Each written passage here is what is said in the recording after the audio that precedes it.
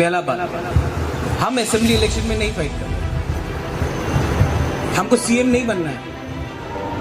जिसका सोच, जिसका थिंकिंग बड़ा होगा वही थानसा ला सकता। जिसका सोच सिर्फ एक कम्युनिटी में फंसा हो, जिसका दिल ग्रुपिज्म करता हो, जिसको दफा से ज्यादा पैसे का प्यार है,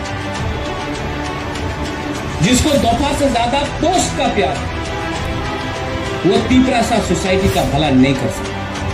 So I have always said, put your dofa, which means society, above party. And if the society can control the politician, then the society will ensure a better future for the people. लेकिन आज मैं जरूरत है हमें तीपरासा के बारे में बात करना है। So I am talking about my people. I am not talking against any community. I do not have to hate someone to love my people. हम लोग का फाइट मंत्री बनने के लिए नहीं है। हम लोग का फाइट अब एमपी बनने के लिए नहीं है। हमारा फाइट है आपका भविष्य को बचाने के लिए। आपका अगर हरा नहीं रहेगा, अगर तीपरासा नहीं रहेगा, अगर देवबर्मा, रियांग, जमतिया, रंगखोल, अगर तीपरासा ही नहीं रहेगा, अगर हाँ नहीं रहेगा, तो हम लोग ये सब बना के क्या रखें? हाँ किसका है?